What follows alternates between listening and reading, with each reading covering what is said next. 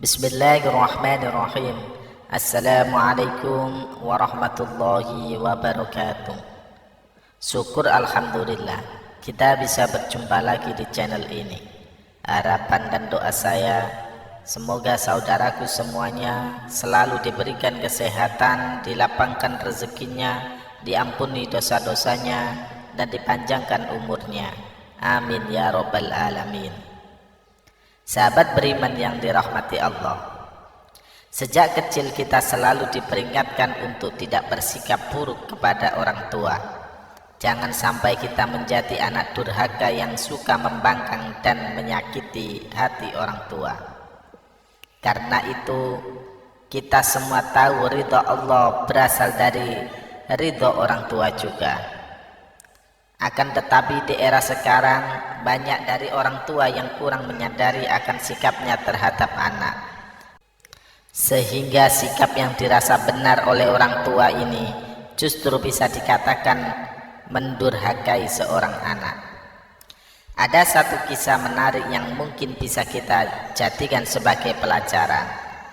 Suatu hari ada seorang laki-laki menemui Umar bin Khattab untuk mengadukan perihal kedurhakaan anaknya.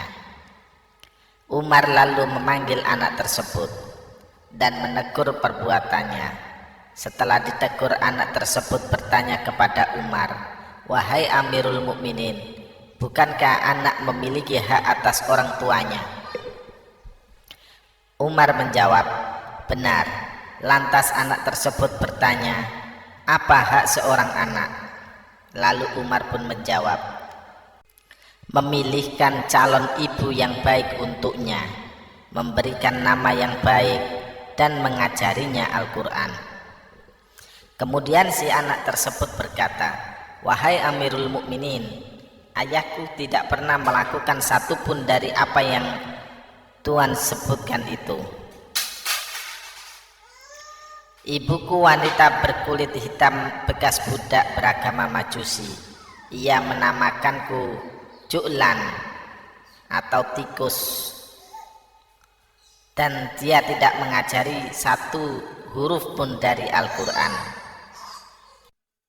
Mengetahui jawaban si anak, Umar pun mendekati orang tua itu dan berkata, "Engkau datang mengadukan kedurhakaan anakmu, padahal engkau telah durhaka kepadanya sebelum ia mendurhakai.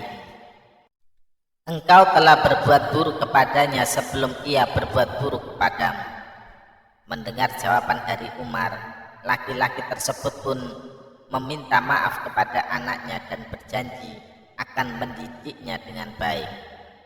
Dari kisah tersebut bisa disimpulkan bahwa ada dosa besar yang dilakukan orang tua terhadap anak, entah disadari ataupun tanpa disadari. Lalu apa saja dosa besar orang tua terhadap anak tersebut? Yang pertama, bersikap kasar terhadap anak. Sebagai orang tua, kita sangat tidak dianjurkan untuk memaki anak karena perilakunya yang tidak kita sukai. Apalagi kita menemukan sikap anak yang tidak kita suka, hendaknya menasehatilah dengan lembut dan tetap dengan penuh kasih sayang. Rasulullah SAW pernah bersabda, "Sesungguhnya kalian akan dipanggil pada hari kiamat dengan nama-nama kalian dan nama ayah kalian, maka perbaikilah nama kalian." Hadis riwayat Abu Dawud. Oleh sebab itu, marah atau memaki anak sangatlah tidak dianjurkan, apalagi sampai memaki anak dengan memanggil nama yang tidak sesuai dengan nama si anak. Lalu yang kedua, pilih kasih kepada anak. Orang tua yang memiliki anak lebih dari satu sangat tidak dianjurkan pilih kasih atau bahkan memberi lebih kepada anak kesayangan dibanding dengan anak yang lain. Sehingga yang terjadi adalah ada anak lain yang merasa terabaikan. Sikap pilih kasih orang tua kepada anak bisa memicu putusnya tali silaturahmi antar sesama anak dan bisa menyebabkan kecemburuan sosial di antara anak-anak yang lain. Dalam hadis sahih yang diriwayatkan oleh Imam Muslim, pernah dijelaskan bahwa Nu'man bin Bashir pernah bercerita, ayahku menginfakkan sebagian hartaku untukku ibuku Amro binti Rawaha.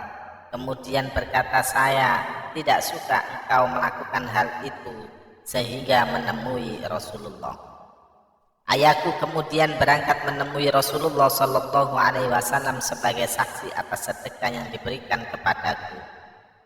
Rasulullah berkata kepadanya, apakah engkau melakukan hal ini kepada seluruh anak-anakmu? Ia berkata, tidak. Rasulullah Shallallahu Alaihi Wasallam berkata, bertakwalah kepada Allah dan berlaku adillah kepada anak-anakmu. Ayahku kemudian kembali dan menarik lagi sedekah itu. Hadis riwayat Muslim.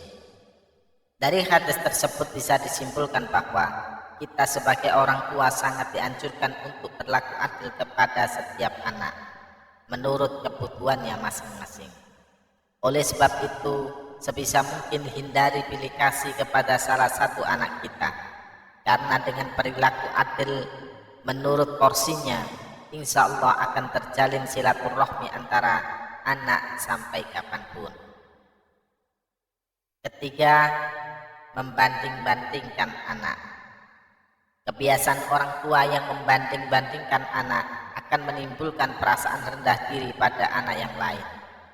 Apalagi jika hal yang dibandingkan adalah sesuatu yang di luar kemampuan anak atau justru yang menjadi kelemahan dari si anak. Hal ini akan mempengaruhi pikiran juga perasaan dari anak ke orang tua. Contoh mudah yang bisa kita lihat atau bahkan sering kita lakukan sendiri adalah membandingkan nilai pelajaran anak dengan temannya yang memiliki nilai jauh lebih tinggi. Padahal kita semua tahu belum tentu setiap anak mempunyai kemampuan yang sama. Bisa jadi si anak lebih cerdas dalam matematika, namun lemah dalam bahasa.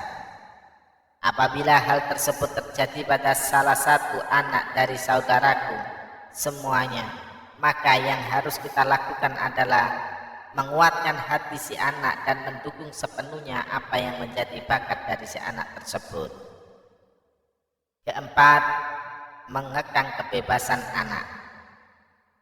Membiarkan anak bermain adalah salah satu hal yang sangat penting dalam masa pengenalan lingkungan dan menemukan jati dirinya. Yang terpenting adalah tetap harus diberikan arahan mana yang baik dan mana yang kurang baik. Akan tetapi tak jarang kita sebagai orang tua justru malah mengekang kebebasan anak dalam bergaul dan bermain dengan teman yang diinginkan. Karena itu semua tahu tujuan mengekang atau tidak memberikan kebebasan bermain supaya anak tidak terjerumus ke pergaulan yang salah. Hal tersebutlah yang akan menjadikan si anak mampu berpikir dan mendapatkan pelajaran penting perihal perbedaan dan mampu membedakan mana yang harus ia teruskan berteman, mana yang harus dijauhi. Oleh sebab itu, hindari kekhawatiran yang berlebih terhadap anak. Yang terpenting adalah keterbukaan anak dengan orang tua harus tetap terjaga. Tujuannya supaya si anak akan lebih nyaman bercerita kepada orang tua apabila ada sesuatu masalah yang belum bisa diselesaikan. Disinilah kesempatan kita sebagai orang tua untuk mengarahkan dan memberikan pengetahuan kepada anak mengenai baik dan buruknya akan suatu hal. Yang kelima, mendoakan keburukan kepada anak. Berdoa bukan hanya di setiap selesai mengerjakan ibadah saja. Bahkan setiap ucapan yang keluar dari mulut orang tua, semuanya bisa dikatakan sebagai doa. Terkadang kita sebagai orang tua tidak sadar apabila mendapat anak yang tidak mematuhi perintah, kita langsung berkata buruk kepada anak. Padahal setiap ucapan yang keluar dari mulut orang tua merupakan doa yang bisa jadi langsung dikabulkan oleh Allah Subhanahu wa Ta'ala. Abu Hurairah radhiyallahu anhu berkata bahwa Rasulullah Shallallahu Alaihi Wasallam pernah bersabda, Ada 3 doa yang dikabulkan. Doa orang yang teraniaya, doa musafir, dan doa keburukan orang tua atas anaknya. Hadis riwayat Tirmidzi. Oleh sebab itu berhati-hatilah dalam berbicara kepada anak. Berpikirlah terlebih dahulu apabila hendak marah kepada anak dan hindari sebisa mungkin terbawa emosi saat marah kepada anak. Apalagi sampai menjumpai anak dengan ucapan yang kurang baik. Hal tersebut bisa saja terjadi kepada si anak di kemudian hari. Dan jika memang benar terjadi, barulah kita akan menyesalinya. Lalu apa yang kita harus lakukan supaya tidak terbawa emosi? Hal yang bisa kita lakukan adalah memperbanyak istighfar terlebih dahulu. Lalu tanyakan alasan kepada si anak perihal apa yang menurut kita atau orang tua menjadi kesalahan dari si anak. Kemudian berikan perumpamaan dan saran, lalu kembalikan kepada si anak supaya menentukan pilihan. Insya Allah si anak tidak merasa sakit di hatinya dan mampu berpikir bahwasanya hal yang dikerjakan tersebut kuranglah baik dan harus ditinggalkan. Sahabat beriman yang dirahmati Allah, marilah kita sebisa mungkin menjadi orang tua yang bisa dijadikan panutan bagi anak-anak kita. Semoga Allah Subhanahu wa taala selalu melindungi dan menjauhkan kita semua dari perbuatan tercela semasa hidup di dunia. Wallahu a'lam bishawab. Demikian yang bisa saya bagikan, semoga bermanfaat untuk kita semua. Amin ya rabbal alamin. Assalamualaikum warahmatullahi wabarakatuh.